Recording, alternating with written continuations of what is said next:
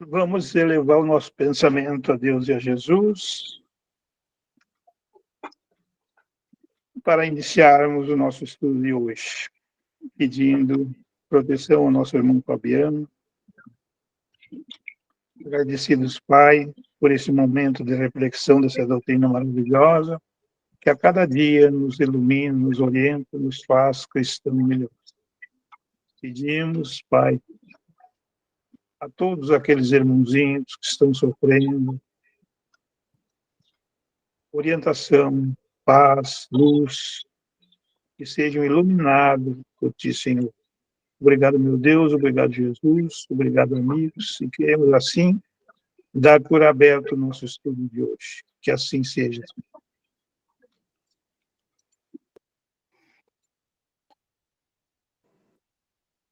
Bom, pessoal, boa noite. Para quem não me conhece, eu sou o Fabiano. Hoje, então, nós vamos entrar no nosso primeiro módulo, o primeiro capítulo oficial da jornada que o Filomeno vai fazer.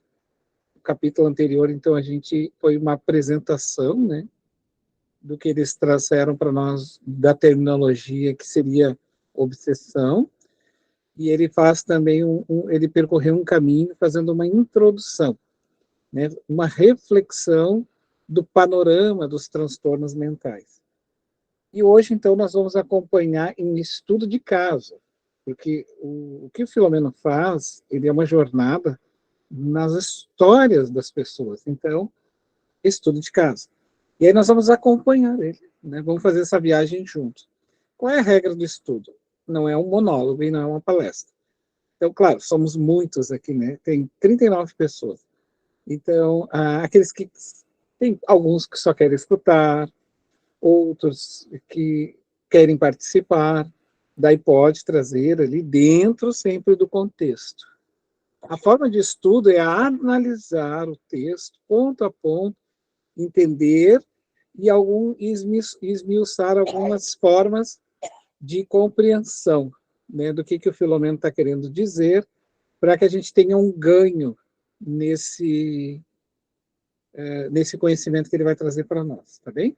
Eu vou, então, a regra, como é que funciona? Eu vou projetar a lâmina aqui para nós, o estudo, e nós vamos fazer, então, o acompanhamento lendo. Aí eu convido aqueles que queiram ler, e aí eu gostaria que aqueles que têm uma leitura mais rápida, um pouquinho, uma leitura mais dinâmica, para que a gente não ganhe tempo, mas também não fique percorrendo demais texto, porque a gente não está aqui para consumir somente conteúdo. Tá? Então eu vou projetar aqui nossa lâmina.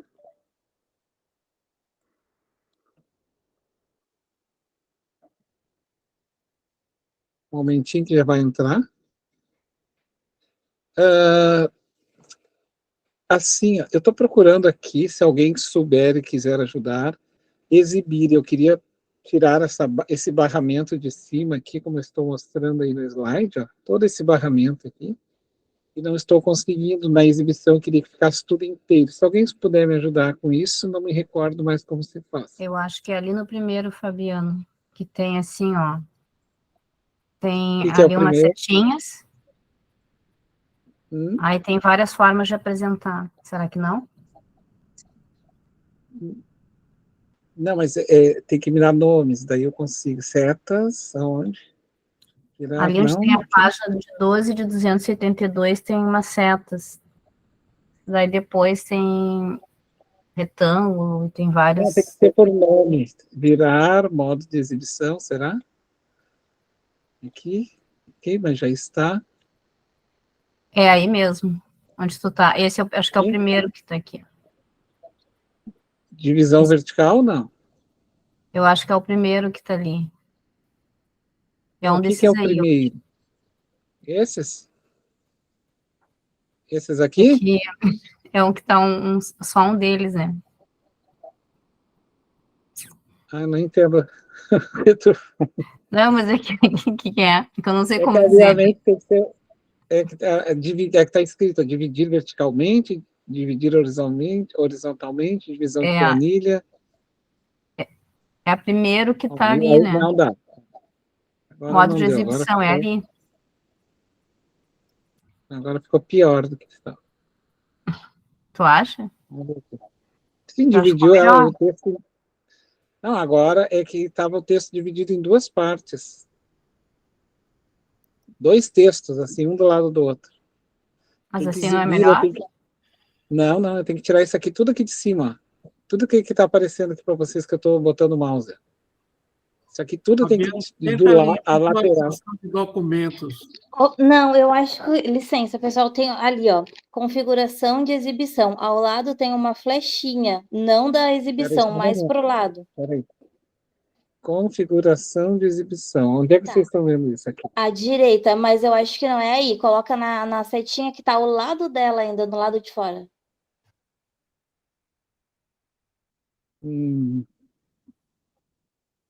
Já melhorou? Não. Tirou aquelas partes de cima. É, porque Mas eu é acho que... Isso, tenta aí. Mas eu acho que essa parte aí não sai do arquivo, comentário, exibir. Na verdade sai porque quando a gente vai... Sai? Tem que sair porque quando a gente vai exibir em palestras, coisas, ele sai exibição, assistente, deixa eu ver, não, ampliador, quem sabe, não, mas daí é lupa, né? Mas vamos, tá bom assim, tá? Depois eu vou estudar essa modalidade direitinho, e daí é que eu estou acostumado com PowerPoint. Aí eu apresento. Bom, pessoal, o primeiro capítulo, então tá, obrigado por terem me ajudado, já me ajudou a Vanessa bastante, a Rita também. Imagina. E, assim, primeiro capítulo, morte e imortalidade. Quem gostaria de ler aqui o primeiro capítulo? Para nós? Quer ler, Vanessa? Já podemos começar. Ok. Capítulo 1, Morte e Imortalidade. O zimbório celeste encontrava-se recamado de estrelas como se fossem diamantes luminosos, encravados no veludo azul escuro da noite, faiscantes e belos, tornando-a menos sombria. Perpassava no ambiente uma suave brisa perfumada, enquanto se ouviam as onomatopeias da natureza em festa primaveril. Pulsavam-me as emoções de compreensível ansiedade em relação ao evento que logo mais se iniciaria, no imenso anfiteatro da comunidade espiritual que nos hospedava desde a véspera. Ali me encontrava, a fim de participar de uma atividade que fora desenhada por nobres mensageiros da luz, objetivando os sofredores terrestres vitimados por alienações mentais e obsessivas, recuperando-se de clamorosos erros de existências pretéritas no eito de aflições severas. Uma suave claridade, que se derramava de imensos projetores de luz, dava ao recinto festivo uma visão agradável em tonalidades azul claras diáfanas, mescladas com tênue alvura que invadia todos os recantos e não projetava sombra ao enfrentar quaisquer tipos de obstáculos. Doce melodia de harpa dedilhada com destreza invadiu o recinto do anfiteatro, confraternizando com sons delicados naturais que chegavam pelo ar, como se fosse um acompanhamento de quase inarticuladas vozes angélicas. Uma verdadeira multidão acorrera ao imenso recinto entre júbilos e esperanças, manifestando as surpresas de encontros e reencontros agradáveis, em festiva comunhão de bênçãos. Pude observar que muitos espíritos encarnados eram trazidos pelos seus abnegados guias, alguns deles perfeitamente lúcidos, enquanto outros, menos despertos, movimentavam-se também com algum desembaraço e relativa agilidade. Diversos amigos do nosso plano de acolhimento foram igualmente invitados, destacando-se o querido benfeitor José Pitininga e o nobre Dr. Juliano Moreira, que me fora apresentado há pouco, pelo dedicado instrutor. A conversação que mantínhamos, no entanto, enquanto aguardávamos o início do ato especial, dizia respeito às atividades do ilustre psiquiatra baiano, que contribuíra destemidamente no seu tempo, para que os pacientes psiquiátricos recebessem tratamentos e cuidados especiais, dignificadores na condição de criaturas humanas que eram, com um merecido respeito pelas psicopatologias de que se faziam portadores.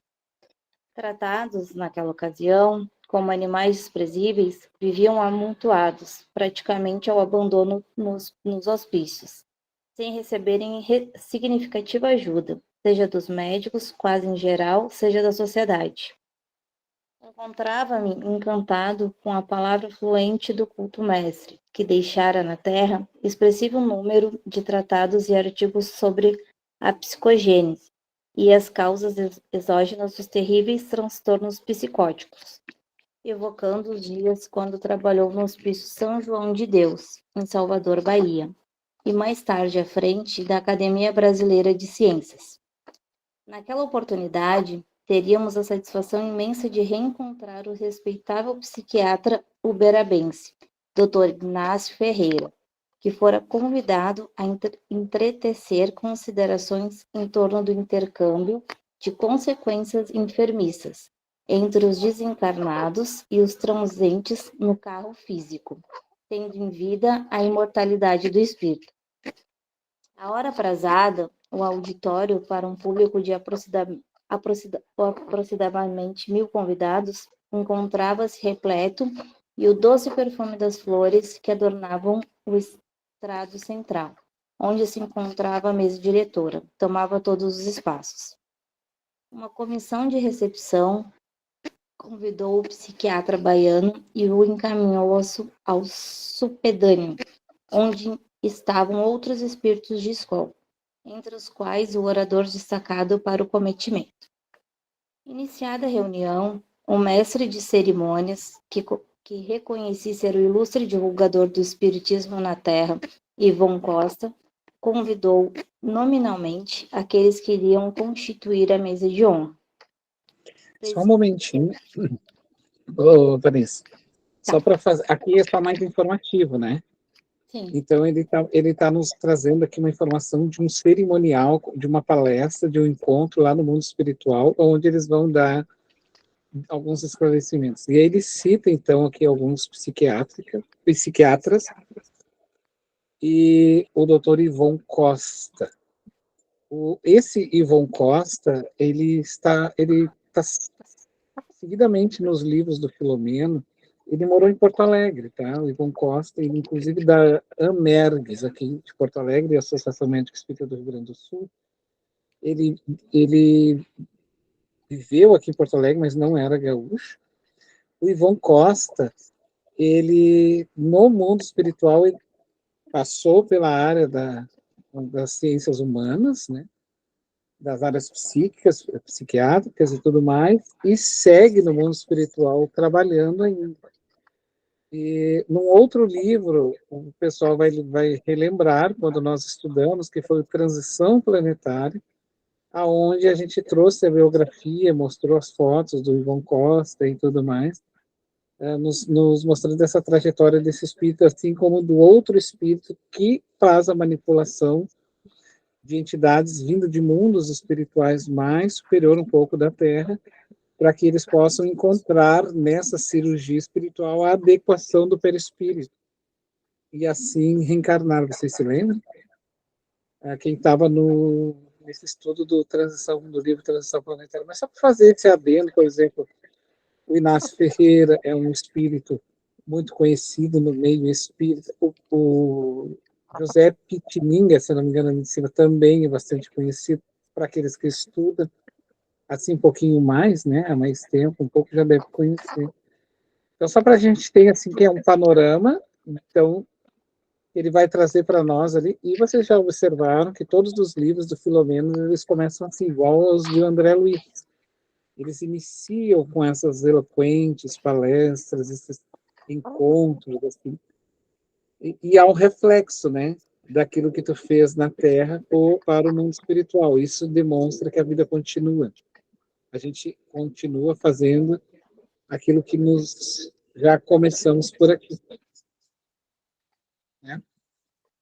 E, Fabiano, aqui, ali quando ele fala dos espíritos que são trazidos, também são espíritos que têm transtornos, que estão sendo levados, que ele diz, estão sendo levados pelos guias espirituais. Ali são espíritos com transtornos que estão indo para lá para serem auxiliados? Tem trabalhadores e tem espíritos que estão passando, porque assim como André Luiz, no livro, por exemplo, Domínios da Mediunidade, nos encontros que Aulus fazia com André Luiz, eles traziam desde espíritos que iriam receber auxílio para permanecer ali no local de atendimento, aos estudantes que estariam aprendendo. E aqui, por isso que ele fala na psicopatologia, que é o estudo... Hã? Não, estou te ouvindo. Tá. Na área da psicopatologia, que é o estudo dos transtornos mentais, assim, essa catalogação, sabe, de estudos que estudar essas patologias psíquicas, né?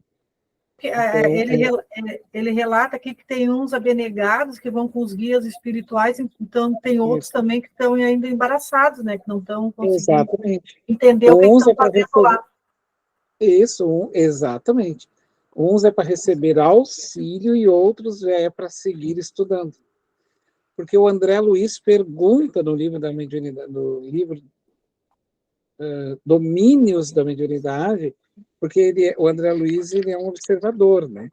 Aí ele está lá no primeiro capítulo, ele está observando assim que alguns tinham um cordão, outros estavam em macas, e ele questionou o mentor, o orientador dele, por que aqueles espíritos enfermos estavam numa palestra? Aí o Aulus diz que ali estava sendo elaborado pela palavra, né, ondas mentais, ectoplasma suficiente, vibrações suficientes, que aqueles espíritos podiam se beneficiar. Entende? Então, e aí e outros eram trazidos dos cordões, eram médiuns da Terra que vinham para esse lugar para seguir estudando. Por exemplo, vocês, né? Vocês vão, de vez em quando, ser levados pelos guias espirituais das casas de vocês, os amigos espirituais de vocês, para continuar o estudo lá no mundo espiritual. Fabiano, e nesse caso aqui, todos, dessa reunião deles, todos eles já são espíritos desencarnados? Não, por isso que ele está dizendo. Alguns vinham embaraçados, pode ser encarnado e desencarnado, e outros vinham que eram estudantes, é isso que eu estou falando. Esses do cordão, assim, que daí, nem todos, nem todo mundo. Por exemplo, quando a gente precisa de auxílio, a gente é levado. Sim. Eu, por exemplo, eu me recordo de uma situação quando eu era estudante, assim, estudante a gente sempre é, né, gente? Mas eu digo lá no início, que eu não exercia ainda tarefas, mas estudava, eu me recordo que numa tarde, por exemplo, de verão, eu estava muito triste, muito doente, assim, muito triste, e eu dormi, era um sábado, dormi, e eu fui levado para a casa espírita, eu me vi no salão, sendo atendido por outras pessoas, e tinha um espírito na tribuna que ele falava, conversava, e aí eu me acordei com toda a recordação. Então, quer dizer, que naquele momento estava ocorrendo alguma atividade no mundo espiritual, e eles me levaram para receber um atendimento. E eu voltei muito bem desse atendimento. Entende? E aí, nesse caso, eu era o quê? Um espírito encarnado. Mas ali tinha nem todas outros, as pessoas lembram, né? Nem todas as pessoas lembram, né? Exatamente. Algumas... Esse lembrar tem várias gamas, né? Esse lembrar pode ser provocado pelo plano espiritual, que não quer que tu lembre daquele fato, então tu só tem a emoção, sentir-me bem. Ou, às vezes, dependendo, eles querem, tu vem com a lembrança. Ou, simplesmente, é da tua própria mediunidade, né? Tu consegue ter essa lucidez, e aí tu traz... Porque há o que o Kardec vai chamar de médium sonambúlico. Ele sai, ele faz o desdobramento. E isso chama-se emancipação da alma. Quando a alma sai emancipada do corpo, por isso emancipação, né? Não estou sob o jugo do corpo, e aí eu volto com as impressões desse lugar. Eu posso voltar com ela lúcida. Oi? Com o sentimento, né, de que alguma coisa aconteceu. Isso. Eu posso falar um caso? Pode? Posso falar um caso que aconteceu comigo? Posso falar? Tá. Pode. Assim, ó, há muitos anos atrás, eu acho que eu estava recém entrando no espiritismo. E eu me deitei, estava bem, não estava sentindo nada, dormi e, na madrugada, eu me acordei cansada como se eu tivesse feito algum trabalho muito forte em casa, assim, tipo, limpar a casa, sei lá, alguma coisa assim. E aí eu dormi de novo, né? Estava cansada, mas acabei dormindo de novo. E quando acordei de manhã já para sair da cama, eu estava bem, não estava sentindo mais nada. Qual é a conclusão que eu cheguei, pelas coisas que eu lia na época?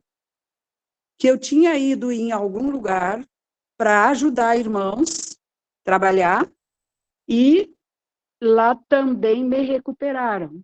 Eu entendi assim, né, foi o que eu li, e acho que, eu não sei como é que se chama isso aí, esse acontecimento comigo. Isso é descrito no livro dos Espíritos. Daí isso é que é o bom do ler em grupo, como nós estamos lendo agora, né, amigo? Então, aí a gente vai linkando livros e a gente pode ir anotando e depois buscando, né? Por exemplo, esse fenômeno que aconteceu contigo chama-se emancipação da alma. Daí a gente vai entender o que é o rol das emancipações da alma. Está lá no Livro dos Espíritos. O título, Emancipação da Alma. Daí, se vocês quiserem... Desculpe, eu não me lembro do número. Assim. Daí isso é um fenômeno de emancipação. Tu vai e volta de estado lúcido, tu consegue lembrar, né, dessa questão. E por algum motivo, né? Como tu disse, né, foi fazer uma tarefa e depois foi para te recuperar. Mas eu vou pedir mais um pouquinho, então, para a Vanessa seguir, depois a gente troca as pessoas para lerem para nós, vamos lá? Combinado. Presidia pelo coroável espírito Dr. Adolfo Bezerra de Menezes Cavalcante, Iron Costa referiu-se ao significado especial do evento, informando que, de início, haveria uma apresentação de canto coral em homenagem a Jesus, o sublime psicoterapeuta da humanidade, o que de imediato teve lugar. Na mais perfeita ordem, levantaram-se os membros do conjunto, formando um semicírculo à frente da mesa honorável. Na sua parte inferior, entoando com mestria, a comovedora peça Jesus, Alegria dos Homens, de Johann Sebastian Bach, produzindo grande emoção em todos que ali nos encontrávamos. Logo depois, foi proferida uma oração pelo coroável diretor dos trabalhos, suplicando o amparo do Mestre Jesus, a todos sensibilizando-nos. Ato contínuo, o mestre de cerimônias entreteceu algumas considerações sobre o convidado especial, destacando-lhe os valores morais e intelectuais, sem elogios supérfluos, com o objetivo de torná-lo conhecido por grande parte do auditório, que ignorava as conquistas expressivas do eminente batalhador, inscrito entre os pioneiros dos estudos psicopatológicos, dos distúrbios mentais, particularmente aqueles de natureza obsessiva. Sereno e consciente da responsabilidade, o respeitável psiquiatra assomou a tribuna, transparecendo alegria e emoções superiores. Após a saudação cristã, evocando os primeiros servidores de Jesus, agradeceu, sensibilizado, o convite, passando a considerar: não fui orador enquanto na romagem carnal, havendo-me dedicado mais ao estudo e à reflexão em torno da psiquiatria e do espiritismo. Isso posto, conto com a compreensão e bondade dos nobres espíritos presentes, tendo em vista a minha incipiência, já que me considero sem as condições mínimas necessárias para acometimento de tal magnitude. Atento ao convite dos benfeitores espirituais que me facultaram essa oportunidade, assim me preparando para futuros labores em nome da veneranda doutrina de Jesus. A prevenção ainda hoje mantida por eminentes cientistas e pensadores em relação à imortalidade do espírito é resultado do prolongado ressentimento contra algumas doutrinas religiosas do passado, que impunham a fé, distanciada do raciocínio e da lógica. Essa ditadura irracional, que tanto perturbou o processo de desenvolvimento intelectual da sociedade, produziu mais antagonistas do que simpatizantes em relação à proposta espiritualista. A revolução cultural e científica iniciada por Sir Isaac Newton ensejou que espíritos esclarecidos como Pierre Gassendi sustentassem a necessidade dos estudos experimentais nas ciências físicas, no século XVI. Só uma paradinha, Vanessa. É 16, né? É 17. 17, Um a perdão. mais só uma a mais, Tá. mas está certo. Aqui ele faz um alerta, e é por isso que se mantém o certo, mas ainda já está bem começando a ficar ultrapassado, porque a grande maioria de boa parte da psiquiatria hoje já está reconhecendo o fator religioso como importante, né? Inclusive outras áreas das ciências médicas, assim, da saúde. Por exemplo, mas ele faz uma colocação que a prevenção, essa prevenção ainda hoje mantida pelos eminentes pensadores, ela tem vínculo no passado, porque eles morriam, né? Os cientistas, eles eram mortos. Assim. Mas só para a gente entender, assim, ó, nós temos a Idade Média, ó. Então, nós temos a Alta Idade Média e a Baixa Idade Média. A Alta Idade Média, nós temos Santo Agostinho. A Baixa Idade Média, nós vamos ter Santo Tomás de Aquino. Aqui nós vamos ter a escolástica em Santo Tomás de Aquino. Então, aqui é os pais da igreja, né? A grande filosofia da igreja, que é Agostinho. A Baixa Idade Média começa a ter um declínio, mas aí já há uma preocupação com a escola. Então, para que tu pudesse, isso é importante a gente só saber por que se sustenta a fala dele. Para que a gente pudesse estudar no período medieval, tu tinha que ser monge, porque era só ali que tu podia. Então, a maioria dos jovens que queriam estudar na universidade viravam monges, mas não tinham pendor nenhum para a religião.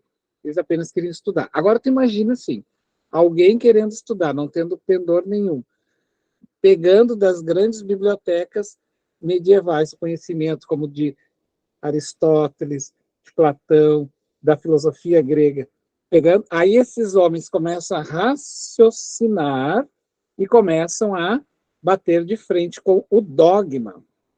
Entende? Então, é a razão tentando. Então, Santo Tomás de Aquino vai pegar e vai tentar unir essa razão em Aristóteles para poder dizer que sustentar a ideia de Deus, porque o Agostinho sustentava a ideia platônica e o outro sustentava a ideia, para dizer se não é possível alinhar, né?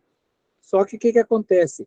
Ali nós temos umas trevas, né? Solta, que entraram para dentro da igreja, tomaram os lugares públicos, assomaram-se do conhecimento e passaram a perseguir, que é o que a gente está vendo hoje. Hoje a gente vê isso em todos os lugares, né?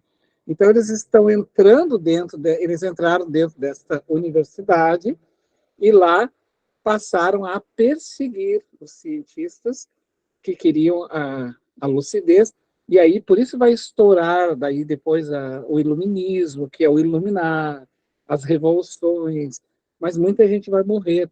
Então, essa precaução, esse medo da ciência, de aceitar as coisas, né, do mundo espiritual, está atrelado a isso, até hoje. Então, não se quer falar porque acha que não é fanatismo, lembra morte, lembra perseguição. Mas o espiritismo veio o que fazer? Ele veio fazer este elo novamente. Né? Ele veio conectar novamente a ciência e por isso vem chamar os cientistas. Daí nós vamos ver por que Joana de Ângeles está né, como a grande psicoterapeuta, alinhando saúde mental com espiritualidade. Vocês percebem? Então, há um esforço, né? Uns encarnam, outros ficam no mundo espiritual, ela, e alguns da equipe estão encarnados. E assim vai indo outros. Mas só para sustentar essa ideia aqui, né? Por que essa prevenção mantida por eminentes cientistas em relação à imortalidade é resultado prolongado dessas condutas religiosas do passado? Daí nós vamos falar da Igreja Católica, mas, obviamente, abrimos um parênteses, né? Da Igreja Católica da sua época, tá? Daquela época. Ainda tem resistência, né, a se aceitar, mas já é uma coisa não para os grandes estudiosos. Hoje já está mais flexível, né? Isso, exato. Continua? Mas pode seguir para nós, então, depois eu passo para outra pessoa. Tá, ok. Se alguém quiser falar alguma questão, também fique à vontade. Ao mesmo tempo, Thomas Hobbes, depois de profundas investigações médicas e políticas, declarou a sua convicção materialista e a sua conduta utilitarista, que posteriormente muito influenciaram Rousseau e Spinoza, culminando com as propostas de John Locke, lançando as bases do empirismo, que iria estimular fortemente o pensamento francês e inglês a aceitá-lo de imediato, especialmente no período em que o feudalismo se encerrava, no fim do século XVII e logo depois no século XVIII, quando essas ideias exerceram ação demolidora em relação à fé cega. Foram eles que, de alguma forma, restauraram o conceito do atomismo grego, exposto por... Só um adendozinho, né, que ele faz ali uma reflexão, porque ele vai, como ele vai citar empirismo é da experiência, tá? Da empiria. Então, assim, eu não quero saber muito eu sou uma tábua rasa. Eu nasci, eu não tenho nada de conhecimento, então eu vou adquirir esse conhecimento ao longo da minha existência. Eu não trago nada pronto, como se diz, né? Então, ao tocar no objeto, ao sentir o mundo, eu, então, vou escrever nessa tábua mental, né? Por isso o processo da empiria. Assim. E aí ele vai citando outros movimentos.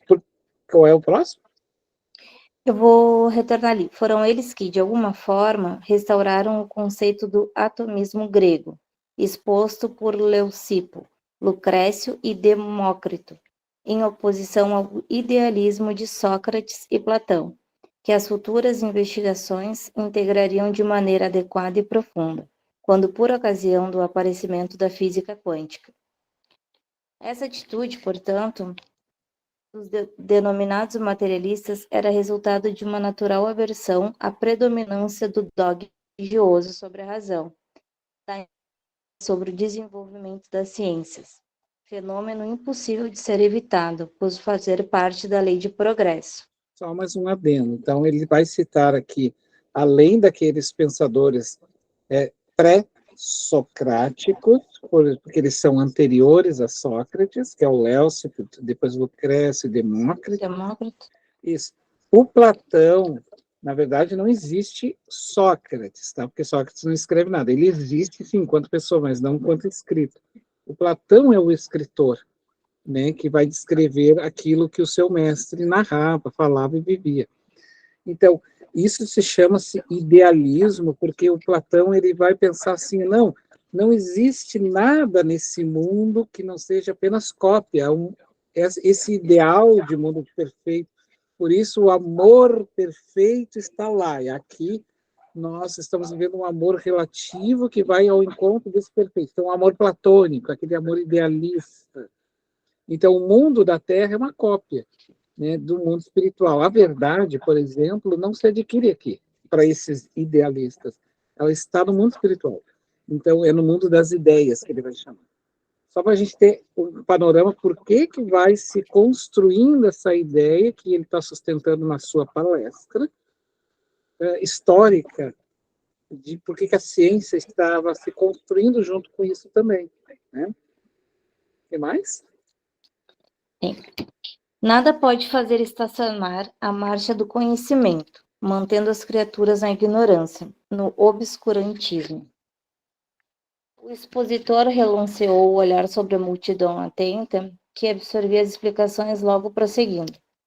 Como consequência imediata, os séculos seguintes caracterizaram-se pela rebeldia dos investigadores positivas diante das religiões, do espiritualismo em geral, tentando reduzir o ser humano a um amontoado de moléculas, a fenômenos naturais e automatistas, no seu fanatismo biológico em marcha inexorável para a consumpção.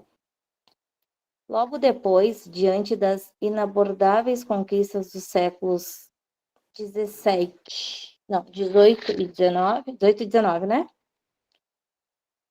Nos diversos ramos da ciência, graças às investigações que alcançavam as causas naturais, do que antes era considerado miraculoso e sobrenatural, estabeleceu-se por definitivo o preconceito contra a fé religiosa, em face da sua incapacidade de oferecer respostas mais seguras, aquelas defendidas pelo iluminismo, logo seguido pelo positivismo, por fim pelo materialismo mecanicista acadêmico.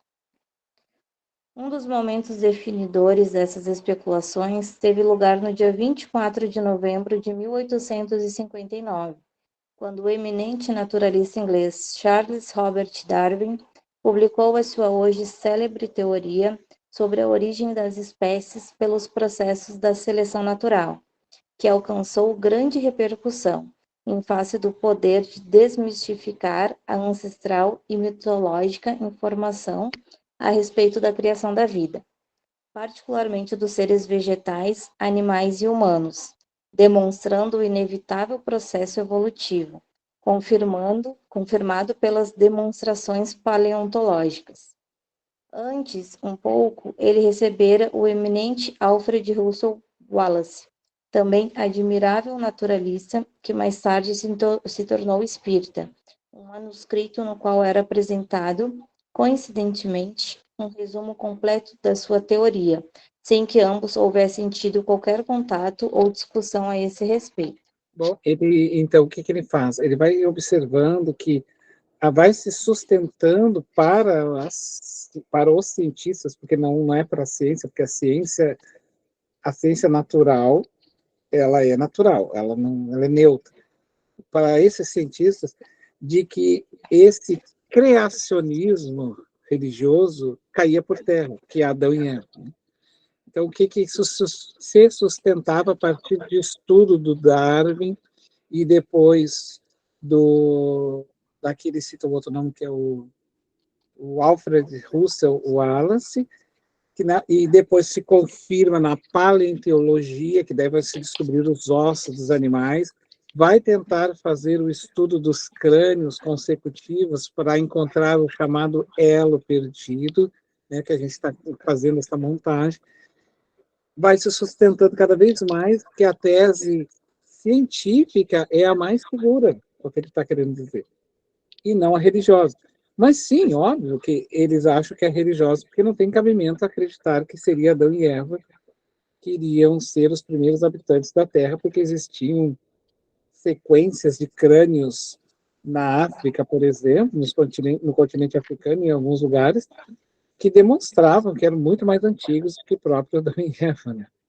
Sim. Mas isso aí está dentro do rol, tá? Está dentro do rol, assim, da evolução, porque ele vai citar que a ciência não cessa, né? Ela está se construindo, o conhecimento não se trava. Mas é um processo que é necessário, tá, pessoal?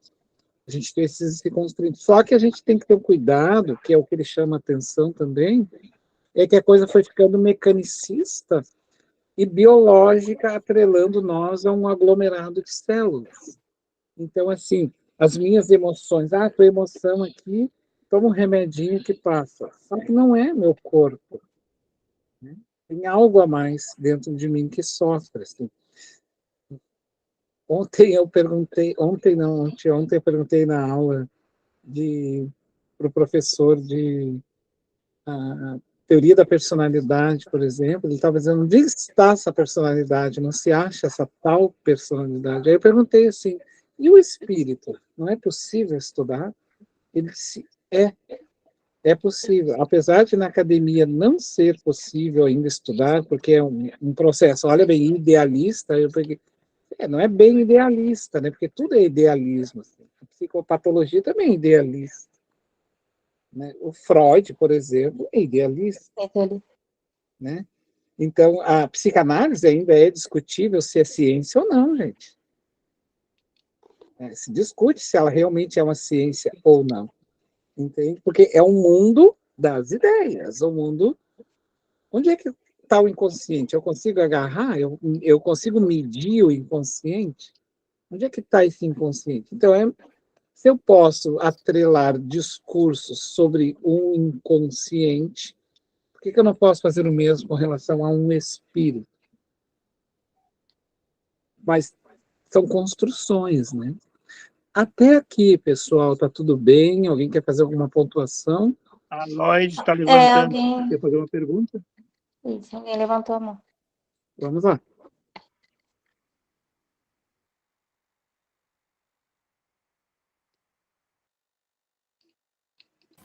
Ela não está aparecendo. Ela não está aparecendo aqui, ela saiu dali onde ela estava. Então tá, depois quando ela voltar, a gente passa a palavra para ela. Fabiana, eu queria ver se a minha memória está boa. Esse Charles Darwin e o Alfred Russell, eles não são os percussores da doutrina? A gente estudava uma vez, bem no início. Não, o Darwin, na verdade, ele é aquele estudioso que vai linkar o processo da evolução na ilha, aqui na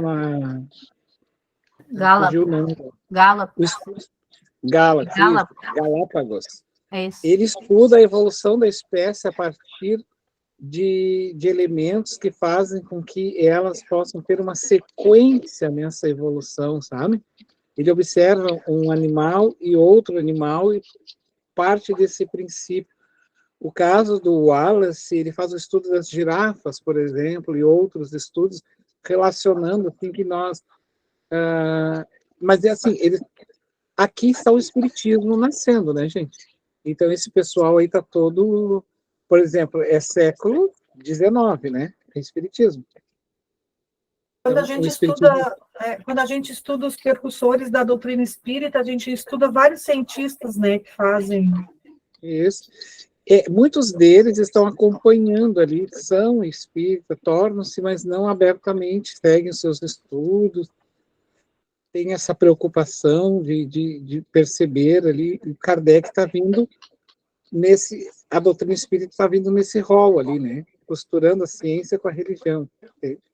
O que antes teria sido deturpado, assim.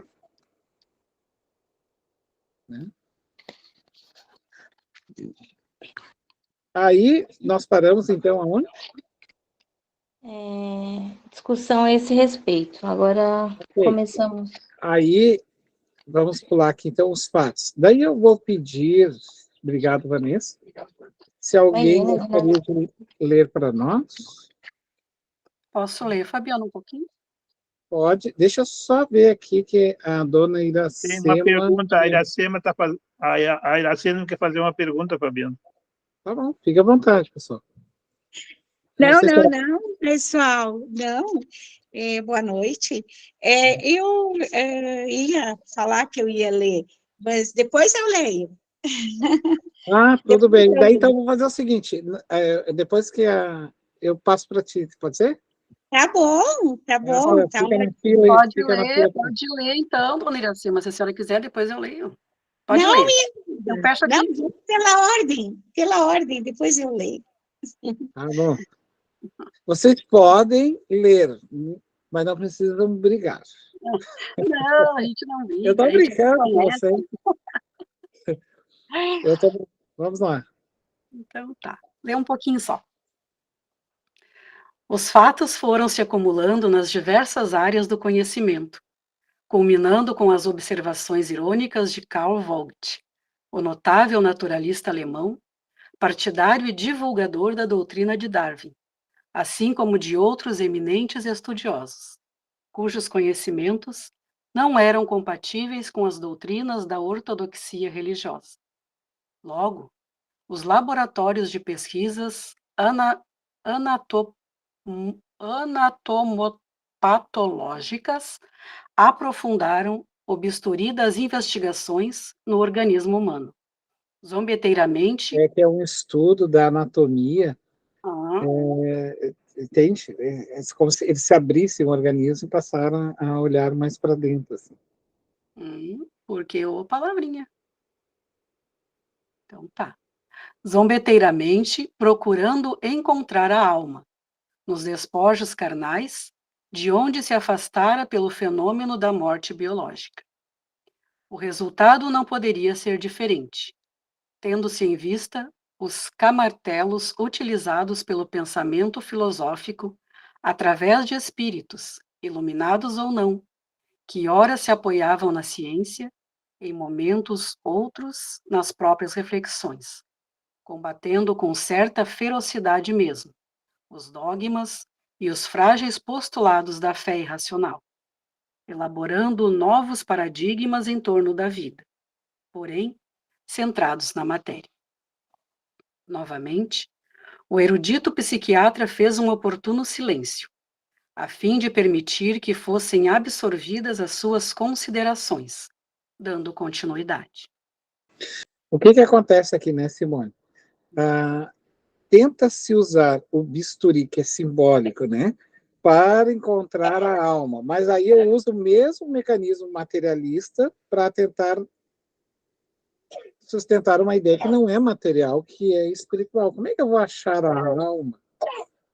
Né? Como é que eu vou achar a alma assim, cortando uma pessoa? Então, falta método.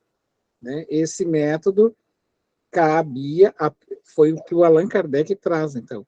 O método de estudar a alma não é futricar ali no corpo, né? O método de estudar a alma é simplesmente fazer... por isso, depois, na Europa inteira, os espíritos vão se manifestar por toda a Europa, assim, instigando a todo mundo e nos ensinando que, na verdade, o método não está no corpo, apesar de que o corpo é resultado dessas emanações de alma. Vou abrir aqui.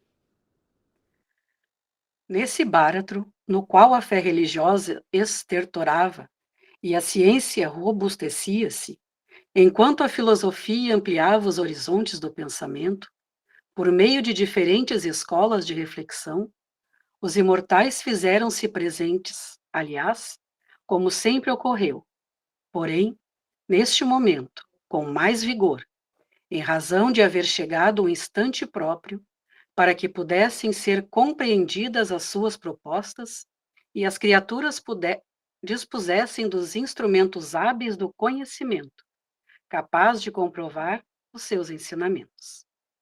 Os fenômenos mediúnicos, que constituem rutilante página do desenvolvimento espiritual da humanidade, tornaram-se retumbantes, e o gênio de Allan Kardec, o vaso escolhido, apresentou o Espiritismo, demonstrando pela experiência positivista a sobrevivência à morte e a continuidade da vida.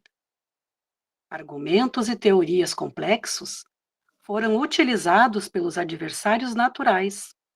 Só um pouquinho, que abriu demais aqui.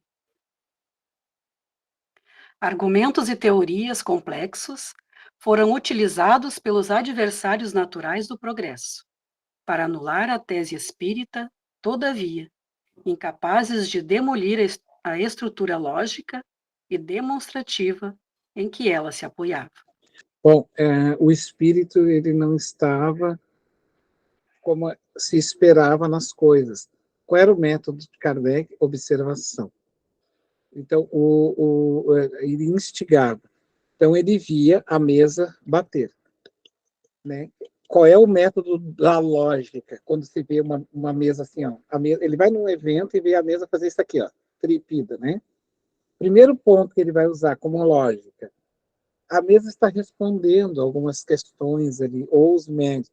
Primeiro ponto, ele pergunta assim, para responder a essas questões, tem que ter uma estrutura. Olha só que bacana isso. Tem que ter uma estrutura. Como é que aquela mesa vai responder um cálculo matemático ou uma pergunta filosófica se ela não tem estruturas nervosas, ela não faz conexões, ela não tem disparo ali de sinapses.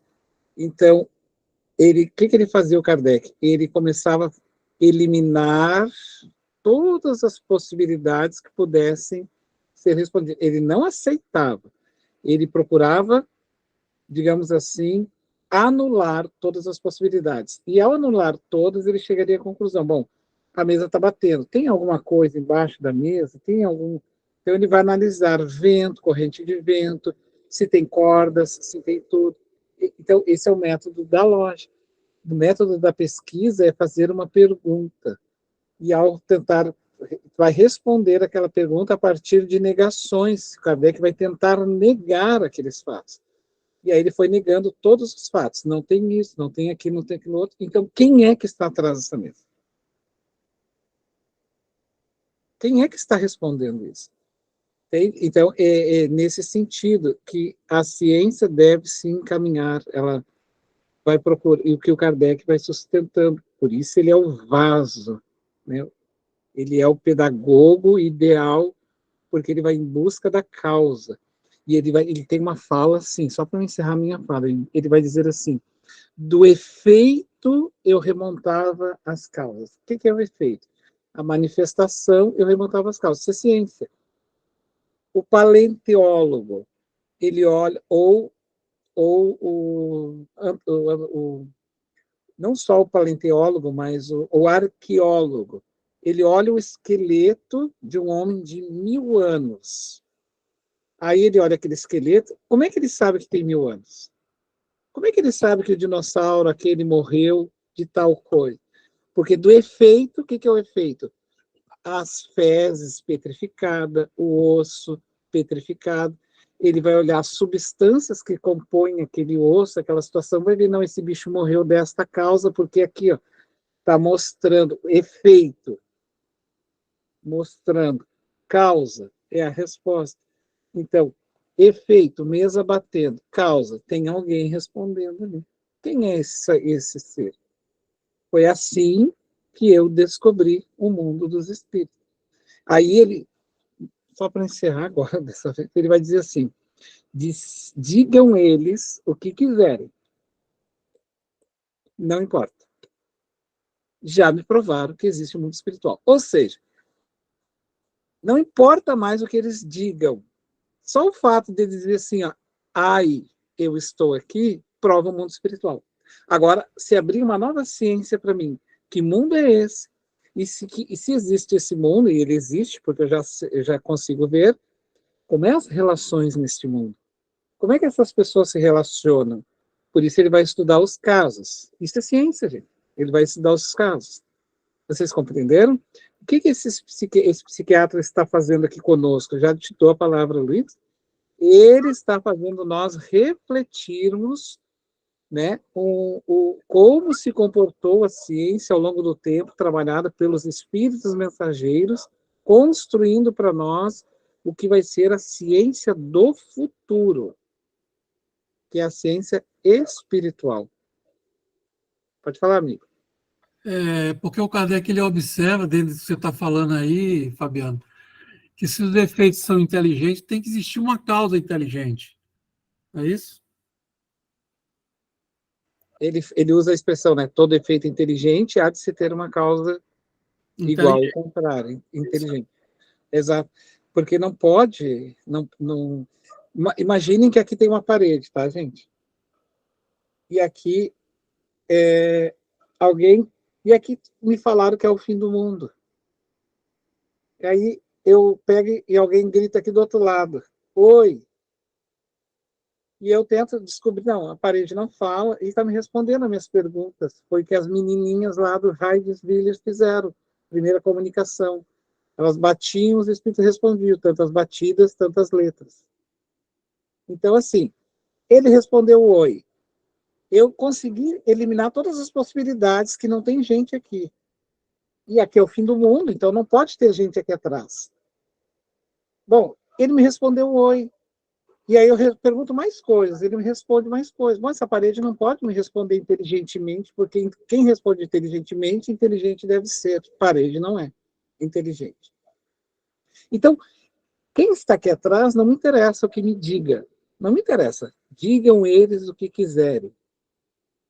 Pelo simples fato de me disserem o que quiserem, já provou o mundo espiritual. Só isso. Já me disse. Agora, cabia a mim saber dessas relações. Por isso, o homem vai ficar estudando lá um tempão, varando madrugadas. Né? Vocês entendem?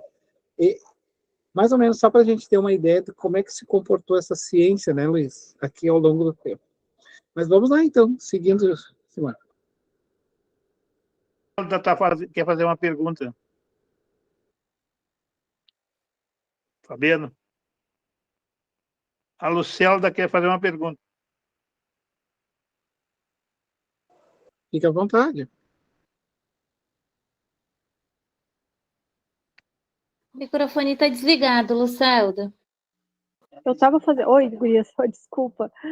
Eu estava fazendo um estudo esses dias com o pessoal e nós observamos nesses estudos que a comunicação espiritual, maneira de dizer, está dentro das casas espíritas, principalmente, está bem diferente do que era, como o Fabiano falou agora, lá no passado, as batidas, aquela comunicação das mesas, isso nem existe mais. As formas como era antes não existem. Eu acho que a evolução está acontecendo também na questão da inteligência artificial. Vamos parar para pensar, poderá ocorrer outras formas de comunicação através da inteligência artificial? Vocês já pensaram nessa possibilidade? De repente, os espíritos se comunicar conosco sem precisar necessariamente da intervenção dos médios, mas sendo através da inteligência artificial. Porque a inteligência artificial, ela é energia, né? Nem nós conseguimos compreender bem como funciona. Pensa bem, nós estamos aqui nos conversando, cada um está na sua casa, que a gente está se vendo, está se falando, né? Mas até a evolução da comunicação poderá ocorrer. Que tem algumas falas deles que dizem que vai ser diferente também a comunicação quando chegar na época da regeneração. Da regeneração, nós vamos ter a comunicação, vai ser muito fácil. Não está se notando agora, mas eu acho que mais para o futuro pode ocorrer isso, né? O Kardec, ele cita 3 momentos do espiritismo, né? O momento da ciência, o momento filosófico e o momento moral. Nós estamos vivendo o 3º momento, que é o moral. O que é o momento moral? O momento moral é, por isso nós estamos falando, né? Evangelho, mudar, evangelizar-se, porque não há mais uma necessidade, como tu muito bem falou, de espíritos ficarem fazendo isso. Isso já foi. Agora, ele não é que ele já foi, ele mudou de roupagem. Né? A comunicação hoje espiritual está diferente. E o que tu traz para nós é um estudo da chamada transcomunicação instrumental. É comunicação através de instrumentos muito mais sofisticados, como esses que nós estamos fazendo agora, que nós estamos fazendo uma comunicação entre nós. Mas isso daqui a pouco vai chegar para o mundo espiritual, né? Vai chegar. Eu peço que vocês pesquisem a pesquisadora chamada Sônia Rinaldi. Coloquem no YouTube. Coloquem assim, Sônia Rinaldi, bem como eu falo. E transcomunicação instrumental, tudo junto. Vocês vão ver, ela é uma pioneira no estudo das comunicações através de aparelhos. Ela é brasileira, ela está nos Estados Unidos, mas é porque lá tem mais, digamos assim, meios para fazer a pesquisa, e ela trabalha com alguns espíritos que o auxiliam ela a tentar materializar os objetos para haver essa comunicação. É que assim, a mediunidade, ela é o 6º sentido da alma, mas é possível, não é que o aparelho é mediunidade, não, o aparelho ele é uma expressão de uma comunicação. Vai ser possível se expressar através daquela comunicação. Não é que a mediunidade migraria para ali, né? Só que vai ter uma facilidade a mais. E aí ela hoje está bem avançada nesse estudo dela, tá bem? E ela, então, tem muitos vídeos, tem palestra dela, ela mostra os experimentos, é muito legal de fazer essa pesquisa, tá? Esse é um dos estudos da área do EAD, Estudo Avançado da Doutrina Espírita, que fala sobre a ciência, e daí tem uma citação da Federação sobre a Transcomunicação Instrumental. E os dois espíritos que auxiliam ela é o padre Landel de Moura, que está enterrado aqui em Porto Alegre, na catedral ali da Nossa Senhora, onde sai a Nossa Senhora dos Navegantes, tem o túmulo dele, e o outro é o Tesla, né? O famoso Tesla, o espírito. Mas vamos lá, então? Mais um pouquinho. Agressões e diatribes foram lançadas contra Allan Kardec e a doutrina espírita, sem sustentação ética para enfrentá-los. Perseguições insanas fizeram-se programadas e executadas, redundando inócuas diante das adesões de cientistas sinceros e numerosos, ao lado de pensadores, de artistas, de religiosos e do povo em geral, que nos postulados espíritas encontraram tudo quanto lhes faltava para a consolação pessoal e o esclarecimento em torno dos enigmas existenciais. A imortalidade passou a representar as aspirações conscientes de todos aqueles que pensam e que lutam, sustentada nos inegáveis fenômenos mediúnicos que lhe servem de base. Vamos, rapidamente, ele está falando aqui, porque assim, vocês vão pegar o Evangelho segundo o Espiritismo, o Kardec não fez todos os livros assim, né, gente, numa sentada. Ele escreve, traz um livro, então, após o Livro dos Espíritos, e aí passa-se um tempo, tem espíritos que, inclusive, estavam com Kardec, participando da codificação, que desencarnam depois e vão auxiliar e vão entrar para as obras básicas, qual é o Evangelho. Por exemplo, Lacordaire estava participando, viu o fenômeno na Terra, depois desencarna. Fenelon, né, são esses espíritos. Depois nós vamos ter alguns pensadores, alguns que estavam ali. Por exemplo, esses religiosos da Igreja Católica, que é o que ele cita aqui, né, estavam atuando junto com Kardec. E artistas, por exemplo, na sua época, o povo.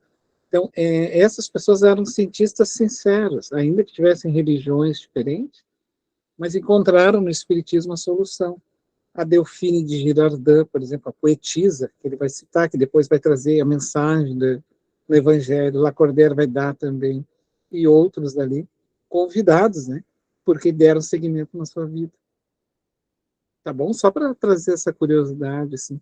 Porque a gente acha que Kardec terminava um livro, fazia outro, terminava um livro, fazia outro. Não, na verdade, tudo isso foi ao longo das suas pesquisas e depois conversa com os espíritos, né?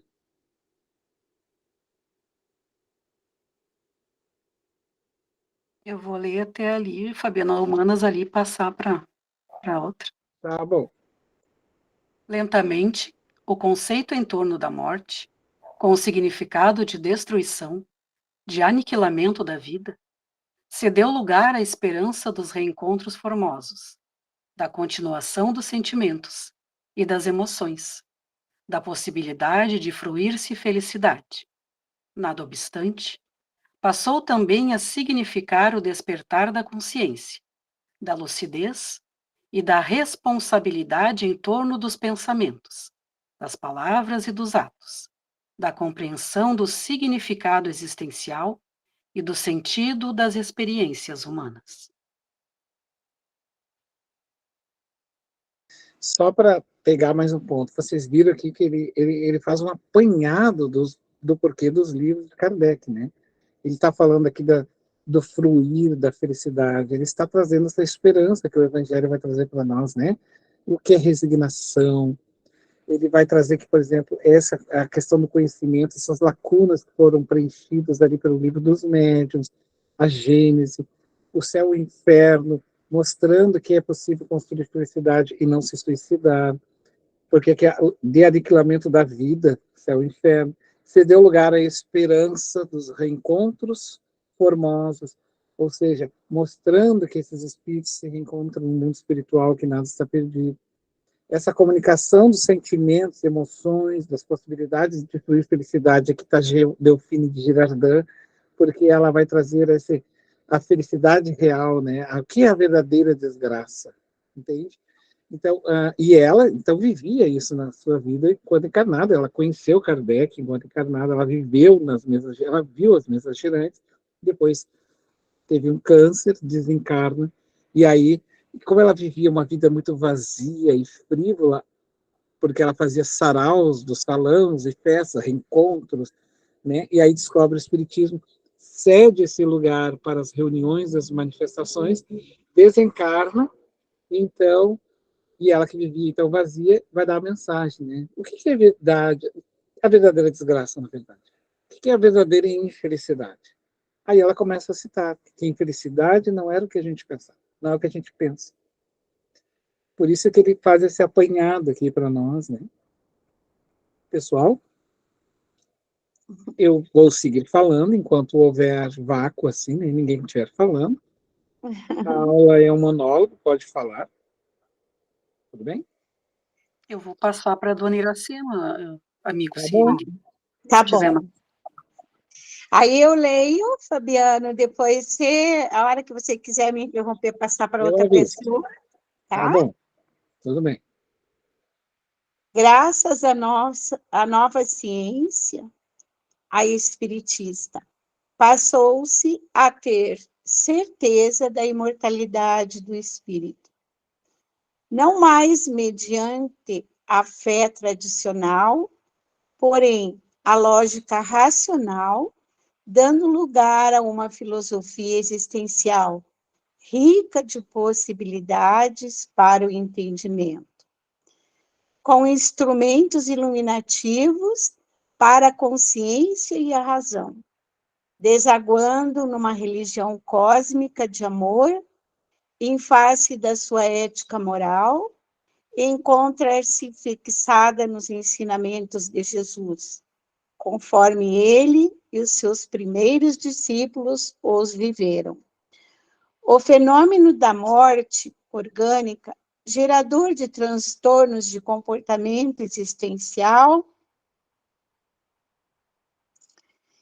Ai, agora pulou aqui.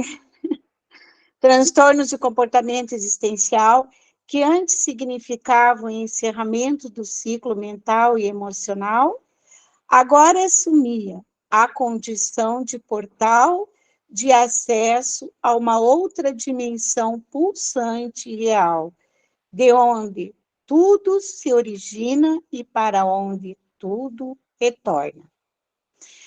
Concomitantemente às doutrinas biológicas, as psicológicas, as neurociências, em face da formidanda abertura proporcionada pela física quântica, pela biologia molecular, penetrando mais audaciosamente nas origens dos fenômenos, defrontaram-lhe a grande causa, a imortalidade. Foram constatados pelos investigadores modernos, nos seus laboratórios de perquisição, o ponto de Deus, onde estaria uma das sedes da alma no corpo físico, o gene de Deus, responsável pela crença natural na divindade, a comunicabilidade dos espíritos, a reencarnação, os fenômenos de perturbação emocional e psíquica por intermédio das obsessões. É natural, entretanto, que ainda permaneçam alguns bastiões de intolerância e de resistência em relação às novas conquistas. Todavia, o conceito sobre a imortalidade continua ganhando terreno nos corações humanos e contribuindo para o entendimento dos mecanismos existenciais, explicando todas as ocorrências aflitivas, todos os enigmas que inquietam o indivíduo, o seu destino, as suas aflições. O ser humano adquire com esses sublimes conhecimentos dignidade e o sentido espiritual que lhe dizem respeito, tornando-se-lhes o grande desafio a vencer. Acompanhávamos os raciocínios brilhantes do orador, num misto de júbilo e de gratidão, quando, novamente, ele fez uma pausa oportuna para, de imediato, continuar. A questão da imortalidade deixou de ser objeto de reflexos metafísicas, tornando-se fator de análise e de constatações, tendo em vista a tragédia cotidiana da morte dos seres amados e da aparente destruição da vida. No silêncio do santuário doméstico e nos grupamentos espiritistas, o conforto moral defluente da sobrevivência do espírito, a partir de então, vem se fazendo abençoado quando retornam aqueles desencarnados queridos, confirmando a imortalidade, trazendo inegável documentação probante de que são eles mesmos, enxugando as lágrimas da saudade, orientando o comportamento dos que ficaram na indumentária carnal, oferecendo esperanças em relação ao futuro, aos futuros reencontros ditosos, auxiliando na preservação dos ideais e na continuação das lutas libertadoras. Isso. Até aqui, eu vou botar para cima. Quando eu botar para cima, eu faço aquela sublinha azul ali, tá? Aí a pessoa que vai ler pode se guiar, tu mesma, vai estar sempre aquele risquinho azul, assim, tá? Ele está falando aqui da mediunidade, tá? Então, ele está trazendo de forma subliminar. Daí nós vamos pegar o Chico, a missão do Chico para nós, né? O Chico Xavier é uma contribuição que Jesus deu para a ciência. É um convite de um espírito que reencarna para provar a imortalidade da alma, e aí ele vai citar ali, como tu mesma leu para nós, através de documentos comprobatórios, assinaturas do próprio espírito, dados que não havia como dizer que era de Chico Xavier.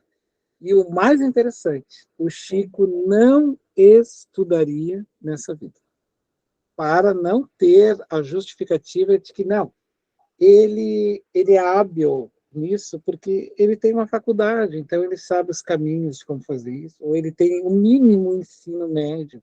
O Chico não tinha nem o ensino fundamental completo.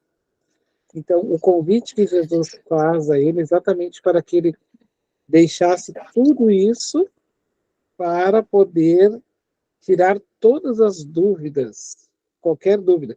Nasceria pobre, com muitos problemas, desafios, sem nenhum conhecimento dito acadêmico, mas sim dele próprio, e com todo o apoio espiritual junto ali com ele, provando essa existência, né, para nós, que é o que ele vai, entre outras palavras, dizer aqui, né, já sempre.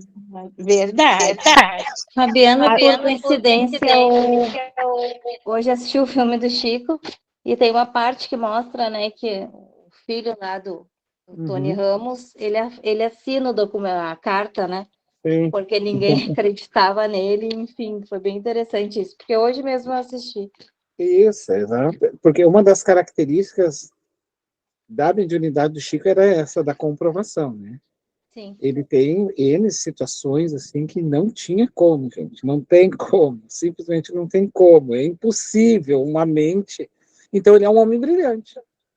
Então, se ele é um homem brilhante, ele merece ser visto como o homem mais brilhante do Brasil. Aliás, o Chico é o homem que mais escreveu livro no Brasil, né? Porque não tem nenhum escritor brasileiro que escreveu 400 livros, não existe. Esse é um ponto. E dois pontos. Kardec. ou esse homem é um gênio, e se esse homem é um gênio, ele merece uma cadeira na Academia de Letras. Agora, se ele é um falsário, ele também merece uma Academia de Letras, porque daí então ele é um gênio falsário. Ô, Fabiano, é que o Chico, né, ele veio dar o complemento que ele começou, né, como Kardec, aí ele veio e complementou as obras que ele não pôde fazer como Kardec, né? Pode repetir de novo, que deu uma falha no áudio aqui? Não, é que o Chico, ele veio para complementar a obra que ele começou, como Kardec, né? Que ele faleceu fazendo, trabalhando, né? E montando livro, né? Isso é uma especulação do movimento espírita, quando afirmam que o Chico seria a reencarnação do Kardec. É claro que foi, né, Fabiana? Não foi. Não tem dúvida. Não foi. Não foi porque, segundo a informação que nós estamos tendo, o Kardec já está reencarnando novamente, tá? O Chico Xavier é um espírito da Lides Cristãs. É um espírito que faz uma trilha de caminhada no desenvolvimento do amor mais pleno de compaixão. O Kardec faz o mesmo caminho, só que pelos meandros da ciência, porque nós temos vários caminhos, tá? Nós vamos indo assim, nós podemos amar. Olha só, não existe assim, ó, especificamente exato, razão e emoção. Existe razão na emoção e existe amor, emoção na razão. É possível amar através de uma razão lógica, como Kardec, encontrar o amor através da ciência. Mas é também extremamente possível, e fato comprovado, que é através de um amor renuncioso ser um grande cientista. Então, eu vou dar uma informação para vocês, tá? Eu sei essa informação já. Kardec está reencarnando na Europa novamente. Ele tem essa missão como um cientista nessa lide. O Chico Xavier, ele é o espírito das lides cristãs, aquele espírito que vive o cristianismo. Então, o Kardec, ele traz as bases teóricas, que era o papel dele trazer as bases teóricas, e o Chico tinha o papel de manifestar essa teoria através dos seus atos, porque ele tinha uma alma muito plainada no amor, muito cristão, e aí então, ele trabalha nessa coisa da prática. Isso não elimina que ele não conhecia, porque o Chico era um homem inteligentíssimo, mais do que a gente pode imaginar. Só que ele tinha um amor extremado, gigantesco, por isso ele conseguia ter o acesso. Mas eu posso dizer para vocês, através de informações bem concretas, amiga Olga, não, ele não é a reencarnação do Kardec, tá? Ele é outro espírito, outra mente, assim, outro ser. Obrigada, então, tá? Isso, tá bom? Essa informação permeia o movimento espírita, mas é uma especulação, assim, que não se sustenta, porque a gente vai ler os romances. Está voltando só para mim. Isso. A gente vai ler os romances do próprio Chico, aonde ele participa desde há 2000 anos, depois, 50 anos depois, Renúncia, Ave Cristo, eles vai ter existências ali, e depois, inclusive, no próprio século de Kardec, aonde ele, tanto ele quanto o Divaldo Franco, no período do Kardec, estavam trabalhando como médiums, já naquela época. Entende? Então, eles auxiliaram também. Inclusive, a própria Joana auxiliou, o próprio Emmanuel auxiliou naquela época. Nós vamos encontrar a mensagem de Emmanuel no Evangelho segundo o Espiritismo, intitulada Egoísmo. E a Joana como o espírito amigo, falando, a mensagem agora não me recordo, mas ela assina como espírito amigo. Ela tem duas mensagens no Evangelho. Então, a Joana, a gente pensa que ela chegou agora, né, pro de volta. A Joana já tem história, né, no Espiritismo. Desde A Joana é a Joana de Cusa, né? Isso, exatamente. Lá. Uhum. Exatamente. Obrigada, tá, Fabiana? Tá bom, tudo bem. Ô, Fabiano, essa parte aí que o pessoal...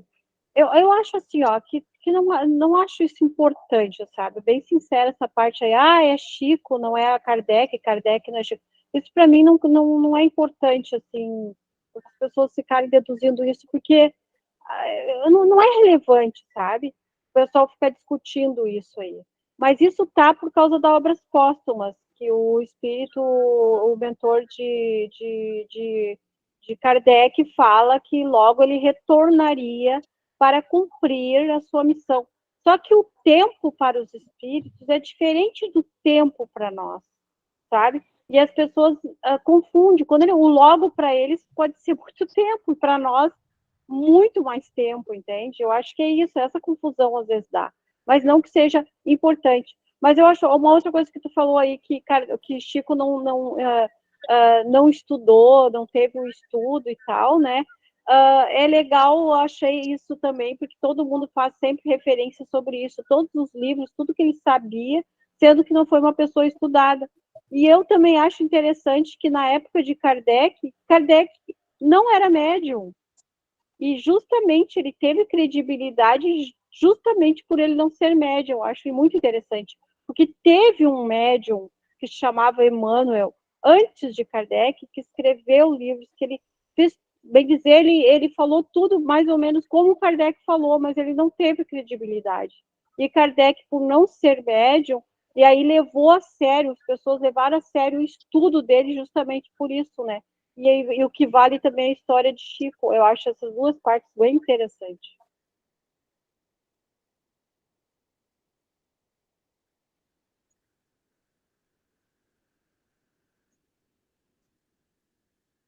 Fabiano.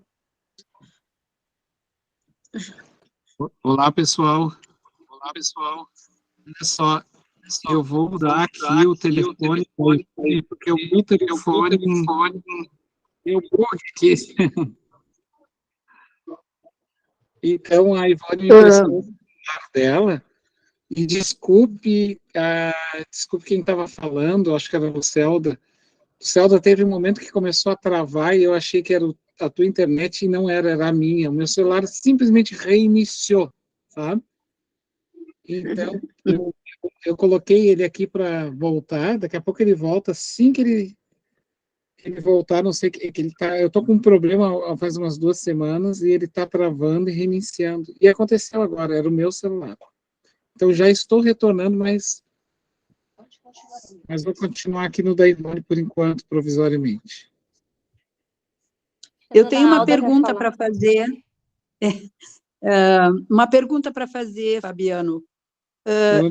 Estado de graça é o amor na plenitude? É um dos requisitos do amor em plenitude, não é o amor na plenitude, né? Por exemplo, o estado de graça, a Joana trabalha no livro Psicologia da Gratidão, e ela reflete sobre o que é gratidão, e é um dos itens da prece, por exemplo, né? Os 3 requisitos, assim, da prece louvar, agradecer e pedir. O louvar é esse estado de graça. E a gratidão, assim, tipo, eu nem tudo eu tenho que estar pedindo. Eu tenho que observar, por exemplo, o fenômeno da natureza, os pássaros que voam no céu, os animais que trabalham, as crianças que sorriem. Então, esse estado de graça, de gratidão por poder prestigiar a vida, entende? Mas, e isso, tu falou muito bem, né? É um estado de plenitude? Porque é um dos requisitos que o espírito, quando ele está muito evoluído, ele entra nesse estado de graça, desse estado de profunda gratidão. É uma gratidão isso tão que eu ia te perguntar, mas logo após essa pergunta, se o Chico vivia em estado de graça? Porque tu falaste que o Chico trabalhava muito na plenitude. Falasse alguma coisa assim, né? E aí eu comecei a analisar, que eu sei, estado de graça é a plenitude e tal, é o amor na plenitude, né? Então, seria isso. Sabe que, por exemplo, assim, ó, a gente tem que entender que estado de graça não é a eliminação dos desafios humanos. É quando eu observo essa dor e, ao invés de olhar ela como um suplício, eu olho ela como um convite, um desafio a ser vencido.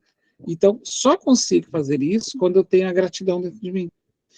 Vamos pegar uma fala de Jesus. Jesus diz assim, lá no Evangelho: obrigado, meu Pai, no estado de graça, por ter me retirado do deleite da minha opulência. Ou seja, ele foi tirado do paraíso dele, para me reduzistes ao nada. Ao nada, ele se refere a que isso tudo aqui era muito pequeno para a sua consciência gigantesca. Então, ao invés de ele blasfemiar contra isso, que tem muita gente que blasfema contra isso, ele entra em estado de graça, de gratidão, agradecendo. Entende? Então, mas isso é um requisito da alma angelical, que é o caso de Jesus. Compreenderam? Então, não é que... Muito obrigada.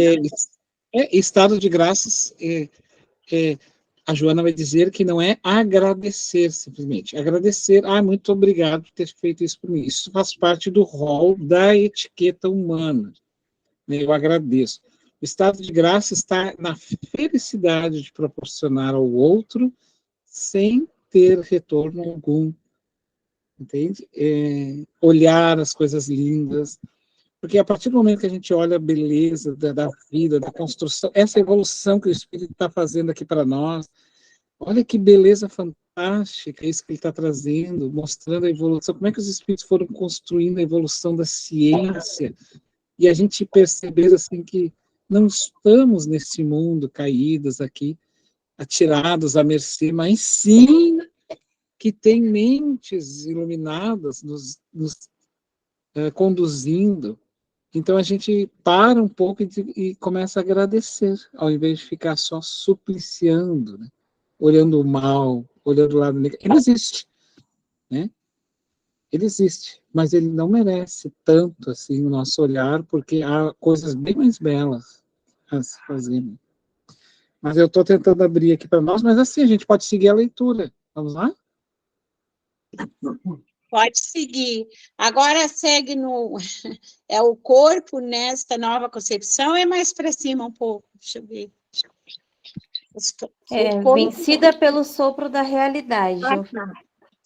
Vencida pelo sopro da realidade, a morte na sua feição destruidora e punitiva das religiões do passado, lentamente abandona os arraiais da sociedade, onde imperou soberana por milênios, para tornar-se fenômeno inevitável da constituição orgânica, portal, porém, de acesso à vida plena. O corpo, nesta nova concepção, é um instrumento para a evolução do espírito, uma concessão divina para o desabrochar dos valores que nele dormem inscritos, aguardando a oportunidade superior do renascimento carnal. Todo um elenco de bênçãos abre-se convidativo, proporcionando a conquista de patamares morais elevados e de realizações interiores inabordáveis, como consequência da contribuição dos espíritos nobres em momentosas comunicações mediúnicas.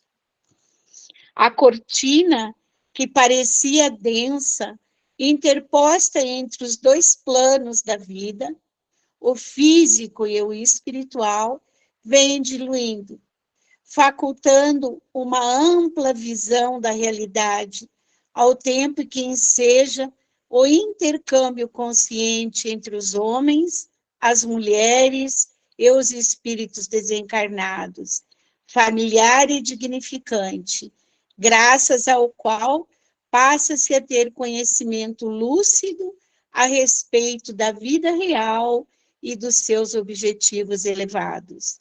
O aspecto... Bom, tá bom, até aí. Tá. Isso, nós chegamos no nosso tempo, tá? Os capítulos são grandes. Aí, o que faltaria aí, vocês que estão no livro físico? Tem ainda um capítulo muito grande? Tem o final? Quantos tem ainda? Quantas então, folhas? falta só um pouquinho dessa página que é a 25 e a página 26 e 27. Falta bem, então, são falta duas pouco. Folhas? 2 folhas. Tá. Tá bom, vamos fazer um convite assim, Iracema. Eu poderia pedir para alguém, ou para a Vanessa, aí dar uma acelerada para nós, e aí, para fazer esse encerramento, daí a gente, na semana que vem, começa no capítulo novo, pode ser? Pode sim, lógico. Tá, ótimo. A tua leitura é muito boa, muito obrigado. Só que aí a gente precisa de uma acelerada agora. Tá bom. Posso começar? Vamos lá, pode ser. O aspecto apavorante da morte, os fantasmas medievais em torno desse fenômeno, as punições infernais, o cruel julgamento final, as humanas bênçãos e maldições, cederam lugar ao discernimento pessoal em torno dos compromissos morais em favor da autoiluminação e da construção da felicidade futura.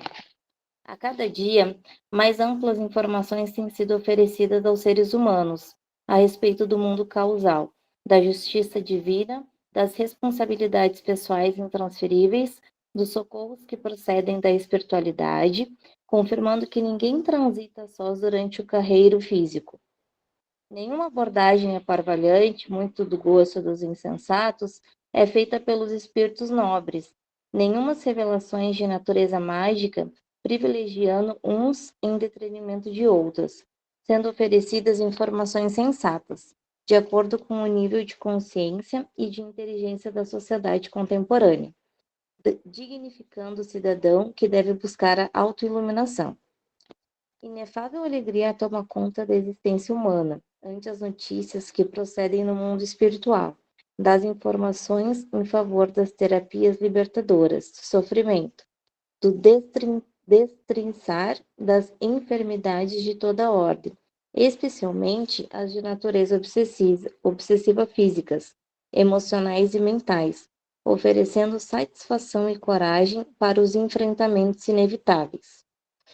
O triunfo da vida sobre a morte é a glória do amor de Deus em nós.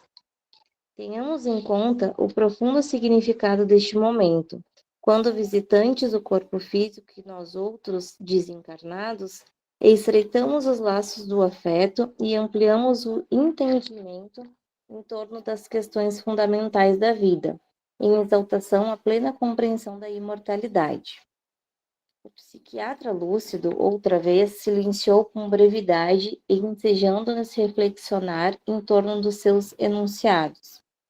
Quase não me dando conta, viajei na direção do passado, revivendo esperanças e aspirações mantidas quando reencarnado, constatando depois, com inexcedível júbilo, o triunfo da vida, que me faculta, como a todos nos oferece, o reencontro com o amor que ilumina e com os erros que nos pede reparação, impulsionando-nos no avanço na marcha do progresso. Percebi que tinha lágrimas nos olhos, que não se encorajavam a escorrer das comportas. De imediato ele prosseguiu. O seguro caminho a percorrer apresenta-se-nos como o amor em todas as suas expressões. Ele é o alfa e o ômega do alfabeto divino, que nos cabe conhecer e passar a viver em profundidade. Em toda parte, respiramo-lo em forma de exteriorização do divino psiquismo, que nos sustenta e nos impulsiona em direção ao futuro. Desse modo, vencedores da morte, avancemos no rumo da perfeição, que nos está destinada, sem nos olvidarmos daqueles que nos seguem na retaguarda, nossos irmãos em sofrimento, com os quais mantemos o compromisso da caridade, a fim de estimulá-los ao avanço e ao alto encontro, de forma que compreendem a necessidade do crescimento íntimo apoiado em Jesus, que prossegue amparando-nos sem cansaço nem enfado. Ante a majestade cósmica, contemplando os astros que lucilam ao longe, alguns dos quais por onde transitaremos, exultaremos de justo contentamento em razão de havermos sido convidados para trabalhar na vinha do Senhor, esforçando-nos para sermos escolhidos para as atividades mais amplas e formosas. A hora é esta, sem nenhuma postergação, nem tormento, nem tristeza, antes com alegria e gratidão a Deus, nosso Pai generoso. Que permaneça em nossos corações e em nossas mentes a paz que vem de Jesus Cristo, nosso Mestre e Senhor. São os nossos votos mais efusivos. Ao silenciar, a emoção era geral. Lágrimas brilhavam nos olhos da multidão. O próprio dissertante não conseguira esconder a emotividade. Acolhido carinhosamente por Dr. Bezerra de Menezes, que se levantou e cercou-se da tribuna, abraçando-o e levando-o à mesa, ato contínuo. O mestre de cerimônias anunciou o retorno do coral, que entoou magistralmente o Aleluia, da célebre obra O Messias, de Handel. Em seguida, após uma prece ungida de emoção e reconhecimento aos céus, a reunião foi encerrada, enquanto delicadas pétalas de rosas cintilantes e perfumadas caíam sobre a multidão, diluindo-se no contato com os espíritos. Sim. Então, terminamos, né? Aí fica, então, o capítulo Convivência Saudável. Bom, pessoal, uma questão aqui, tá? Não quer dizer que a gente vai... Aqui, como é só o início, né? É uma acolhida, um chamamento para a tarefa. Agora nós vamos entrar nos estudos de caso, que eles vão sair por aí, para fazer essas análises, para sustentar o livro. Daí sim, aí a gente não precisa fazer essa corrida que a gente faz. A gente pode... Terminou o nosso horário, a gente para. Daí seguimos na semana seguinte e vamos seguindo conforme vai dando os casos. A gente vai relembrando para se situar, tá bem? Combinado, então? Então, pessoal, passa aí a palavra para o seu Homero. Tudo bem, pessoal? Alguém gostaria de fazer a prece de encerramento? Então, vamos fazer a nossa prece de encerramento. Vamos agradecer a Deus, a Jesus, nos levando nosso pensamento. Te agradecendo, Pai, por esse estudo maravilhoso dessa doutrina, que nos faz, a cada dia, questão de entendermos a vida como ela é, entendermos as dificuldades dos nossos irmãos, Senhor. Agradecemos por tudo, pelo esse estudo de hoje, pela nossa saúde, e pedimos, Pai, sabemos que Tu nunca abandonas os Teus filhos, que a Tua luz alivie nesse momento a dor dos nossos irmãozinhos de todo este planeta. Obrigado, meu Deus, obrigado, Jesus, obrigado, amigos, e assim queremos dar por encerrado o nosso estudo de hoje. Que assim seja. Que assim seja. Boa semana, pessoal. Boa noite. Boa noite. Boa noite. Boa noite. Boa noite. Obrigado, pessoal. Até um